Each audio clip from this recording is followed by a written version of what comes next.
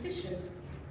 After much soul-searching, I did so, and to my surprise, I was given a role on a 2-year contract to be reviewed. I began at Flinders in 1988 and stayed as head of speech and voice and singing until 1997, when I moved to Sydney University's National Voice Centre.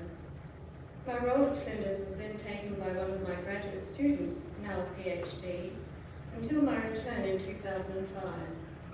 I resigned last semester, and another of my PhD students has taken over from me.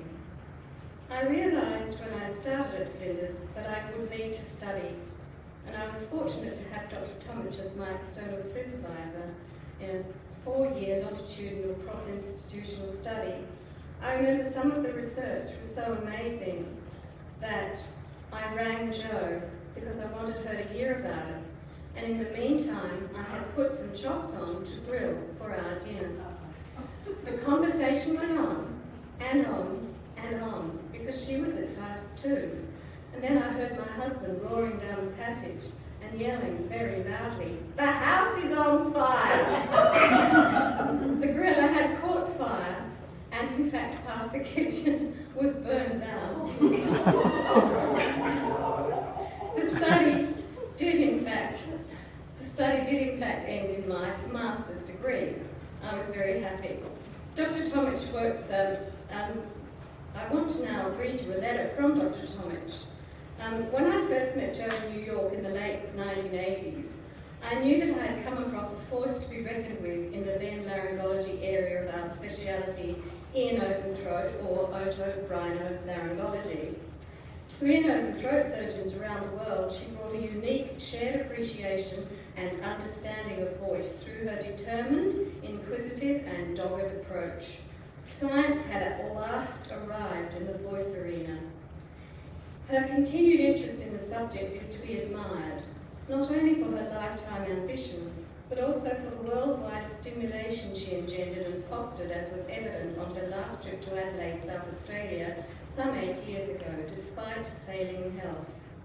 This is reinforced by the gathering present here today. It is a personal regret that I cannot attend today and share and celebrate with you the life of this wonderful friend. Right now, I am quite confident that she is taking classes in heaven with the angels, helping them to sing even better. From Tomic, in brackets, John. She never referred to us by our Christian names. We weren't sure whether it was something that she did with everyone, but I believe that we were always Tomic and Tiller to her. Dr. Tomic works with those of us in Australia who give workshops by offering video laryngoscopy as a biofeedback tool for those who have attended the workshops. And he encourages all his ENT interns to attend workshops. And so the work is progressing in places we never thought it would. Jo visited us in Australia many times.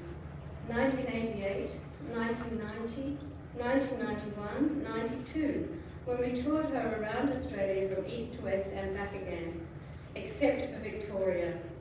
She came back again to the National Voice Centre where I was working in 1996 and 1997, and each time she showed us something new.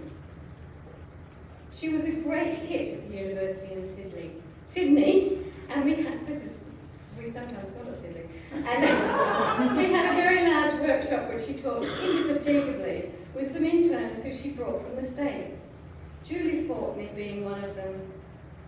Also, Jim Steiner, and you heard her name, Jim, and Ellie.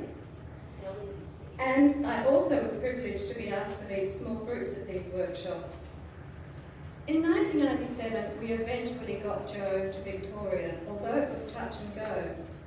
She'd had a bout of pneumonia in Sydney and was hospitalised there. I spent many hours at her side, and we talked about our long association, its highs and its lows. We were deeply honest with each other and knew we had both made some mistakes, but Jo never doubted my dedication to her work, and we never doubted the love we held for each other. Jo's next visit to Australia was the invitation of the Australian Voice Association, of which I was secretary, and I believe it was mentioned that that was in Sydney. Australia. Jo was invited as special guest of honour and asked to present at the symposium held in Adelaide in 2002. She was also keynote speaker to the ANAT Symposium in Melbourne, Victoria, prior to coming to Adelaide, where she and several of our colleagues stayed at my home. Another wonderful memory was made. So many Estillians in one room with the chief Estill herself.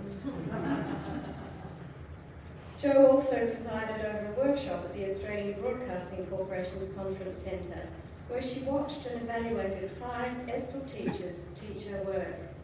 She was impressed, and she awarded each of them a certificate of proficiency. I next saw Jo at the first ever Estill Symposium in Santa Rosa in 2003. We often sat next to one another, and I was kept amused at her pithy utterances when she disagreed with someone. She was a gutsy lady, and she said what she wanted to say when she wanted to say it. I loved that about her. The last time we spoke was in Boulder, Colorado via Skype, where she said, "Is that you, Tiller?" And I said, "Yes. How are you?" "I hurt." And I believed her, because she'd been suffering from arthritis for a long time. Now, many of you will not know that it was another Adelaide Estillian who organised Jo's first tour of Italy. Eunice Donato met Paolo Piacentin in 1992, and Paola was so impressed by Eunice's singing that she asked her who her teacher was. Naturally, Eunice gave credit to Jo, and Paola wanted to know more. The short story is that Eunice put Jo and Paola in touch with each other, and as a result, the first ever Italian tour took place, organised by Paola and Eunice in Milano in 1994. Eunice acknowledges the incredible assistance and association with Judy Goff in having the manuals translated into Italian, and also wants to acknowledge Massimo Cuomo's work in the translations of the written manuals of Paola. Both Eunice and Judy translated workshops into spoken Italian for Jo, and I brought photocopies of faxes from Jo to Eunice and posters, etc., to authenticate my statements, and some other documents for the archives. I also have a statement for Eunice, and she would be happy to have it included in the archives.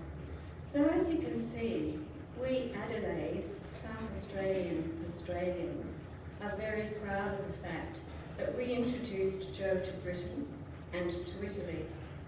As Jo said, you Aussies know a good thing when you see it. And we do. Australia's is a long and proud association with the work of Jo. Her work is becoming mainstream in speech, language pathology, voice and singing, acting, broadcasting, in fact, any vocal endeavour where clear, clean, safe voicing is popular, safe voicing is warranted. It is so popular that, in fact, people have been known to steal it and use it as their own. We try and keep an eye on this, and we're mostly successful. In Jo's name, I think we're winning. God bless you, Jo.